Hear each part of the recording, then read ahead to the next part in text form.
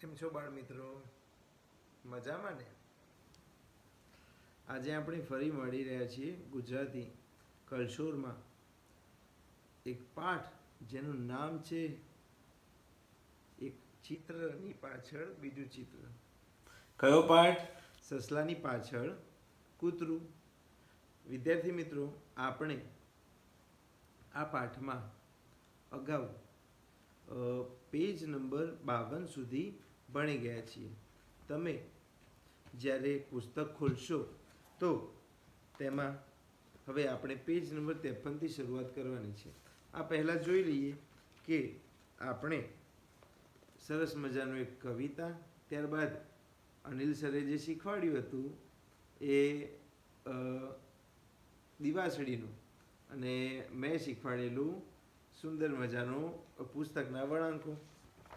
ત્યારબાદ page number 52 પર આપેલા ચિત્રો આપણે ઓળખ્યા હતા. હવે આપણે વાત કરવાની છે પેજ નંબર 53ની.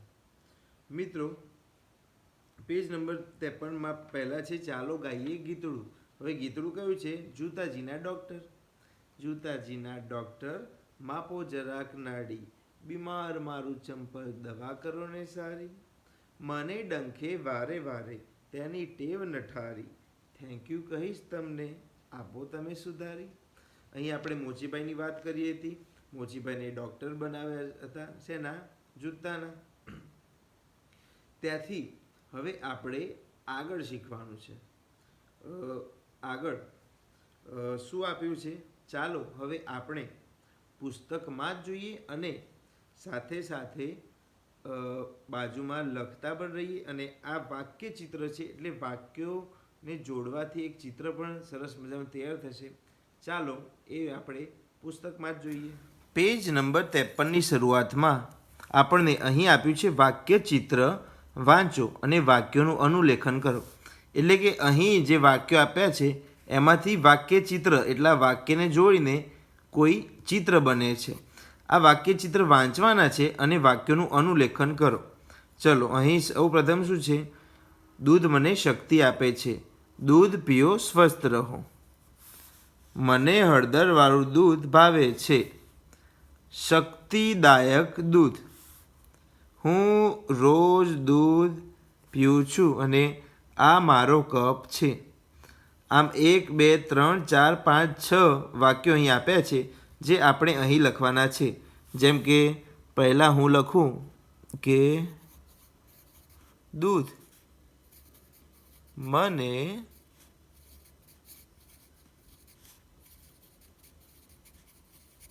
શક્તિ આપે છે. એમ અહીં તમારે આ તમામ વાક્યો અહીં લખી દેવાના છે. જેમ કે છઠ્ઠું વાક્ય એમ આવશે કે આ મારો કપ છે. મિત્રો, આપણે અહીં આ 6 વાક્યો તો લખીશું જ પુસ્તકમાં, પણ સાથે સાથે આને જોડીને એક ચિત્ર પણ બનાવીએ. ચાલો જોઈએ કેવું ચિત્ર બને છે. તો આપણે આ વાક્યો જે છે એના ઉપર જ લીટી કરવાની છે. ચલો, તો પહેલું છે દૂધ પીઓ સ્વસ્થ રહો. બીજું, દૂધ મને શક્તિ આપે છે.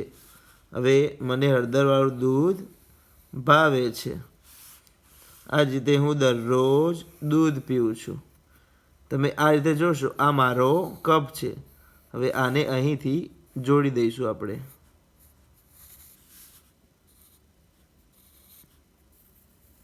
અને આ શક્તિદાયક દૂધ.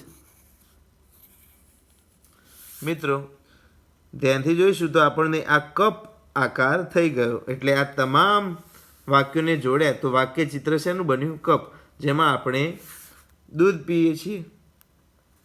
ચલો, આ રીતે પૂરું થયું કે આપણે આ તમામ વાક્યોને વાંચીને અહીં લખવાના છે અને સાથે સાથે આ આપણે ચિત્ર પૂરું કરવાનું છે.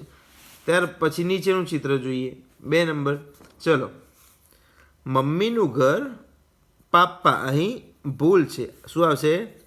પપ્પાનું ઘર. ચલો, નાના મોટા સૌ બધાનું ઘર. મમ્મીનું ઘર, પપ્પાનું ઘર, નાના મોટા સૌ બધાનું ઘર. ઘર ટાઢ તડકા અને વરસાદ સામે રક્ષણ આપે. પછી અહીંથી વાંચવાનું. મારા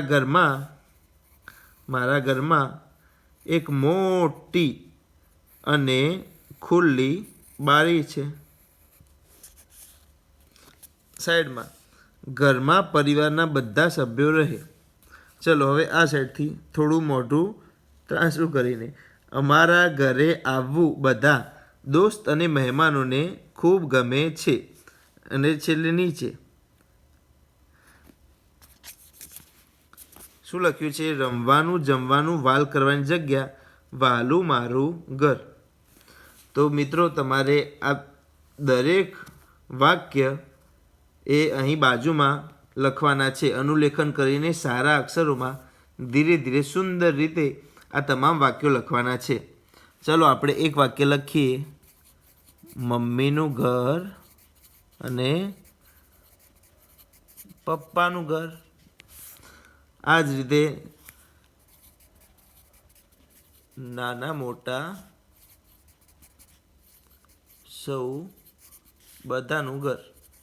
આ રીતે તમારે તમામ વાક્યો અહીં સરસ કોઈ ભૂલ વગર લખવાના છે. ચાલો હવે આનું આપણે ચિત્ર બનાવીએ. તો આપણે પહેલાં જોડીશું મમ્મીનું ઘર, પપ્પાનું ઘર, નાના મોટા સૌ બધાનું ઘર. પછી ઘર ટાઢ તડકા વરસાદ સામે રક્ષણ આપે. અહીંયા જોડી દીધું. હવે મારા ઘરમાં એક મોટી અને ખુલ્લી બારી છે. આપણે બારીને જોડી. પછી ઘરમાં પરિવારના સભ્યો એક સાથે રહે. આ તમામ સભ્યોને આપણે એક સાથે. પછી આ બાજુ અમારા ઘરે આવું દોસ્ત અને મહેમાનોને ખૂબ ગમે. અને સૌથી નીચે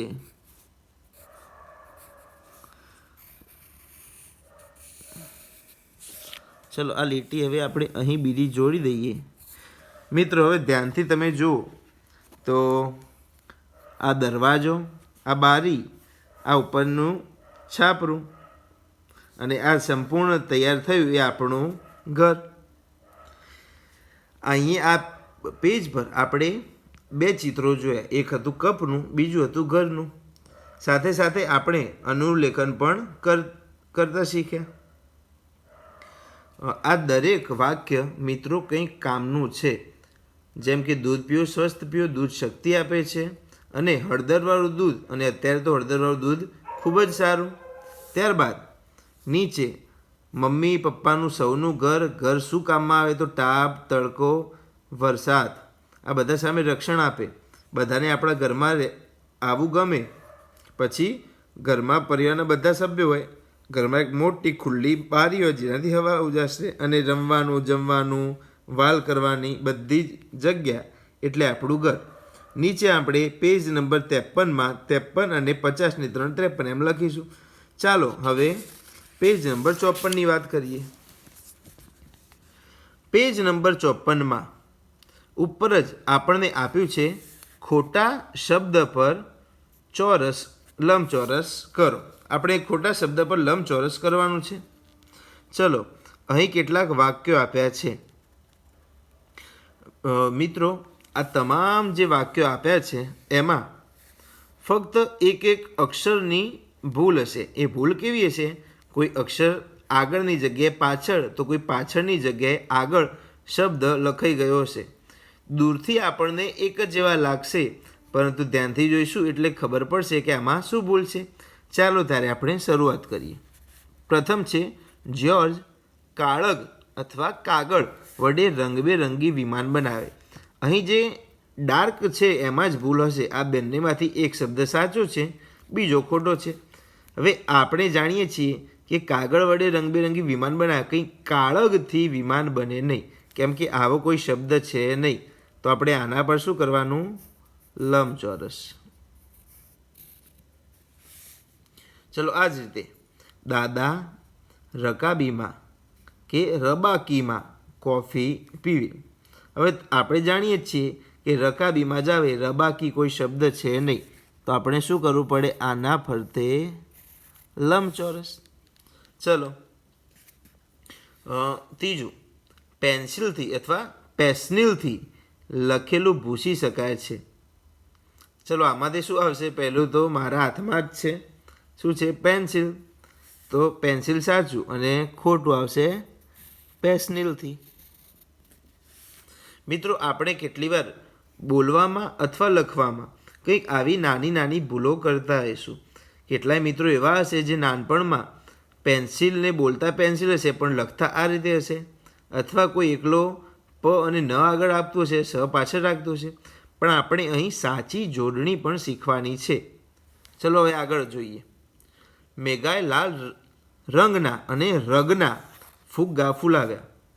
હવે રગ આવે કે રંગ આવે? તો રંગ આવે. તો અહીં ખોટું શું છે? રગના. આગળ, અગજર કે અજગર ઝાડને વીંટળાઈ ગયો. શું આવશે? અજગર. કારણ કે અગજર શબ્દ ખોટો છે. અહીં કેટલાય મિત્રો જો અગજર બોલતા હોય તો પોતાની ભૂલ સુધારી દેવું. વાળ કાપવા વાળંદ અથવા વાણંદ પાસે જવું પડે. તો સાચો શબ્દ છે વાળંદ. વાણંદ એટલે આ વાણંદ છે, અણ એ ખોટો છે. આગળ, ફિરદોસ નમૂના પ્રમાણે અથવા નમૂના પ્રણામે કાગળનો પંખો બનાવે અથવા બવાને છે.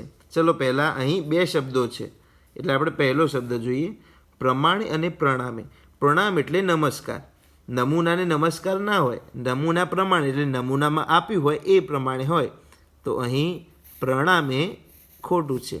અને પંખો બનાવે અથવા બવાને, તો અહીં બવાને શબ્દ ખોટો છે.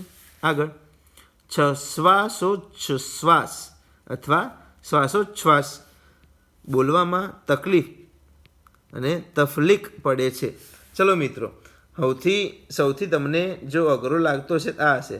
તો એમાં છે સાચો શબ્દ શ્વાસોશ્વાસ. આ છે ખોટું. શ્વાસોશ્વાસ એટલે શું?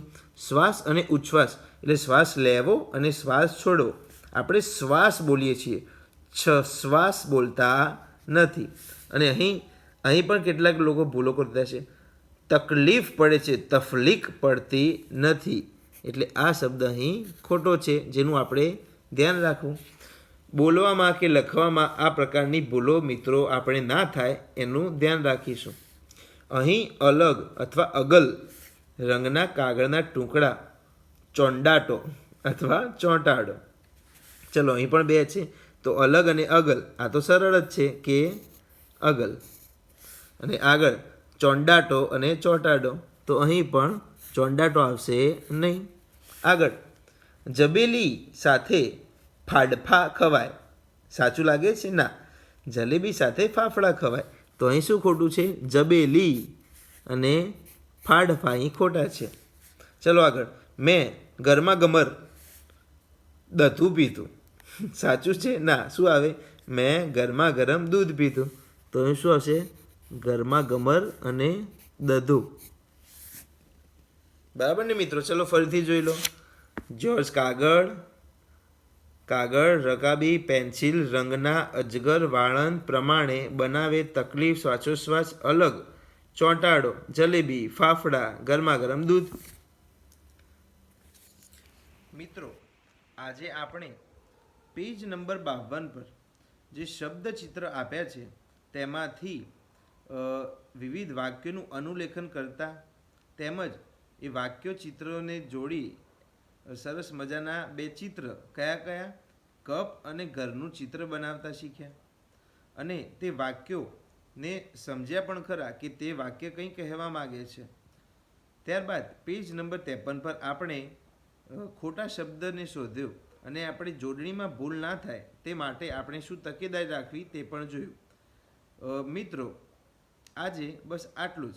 હવે આપણે ફરી મળીશું નવા વિડીયોમાં નવી માહિતી સાથે. ત્યાં સુધી આવજો.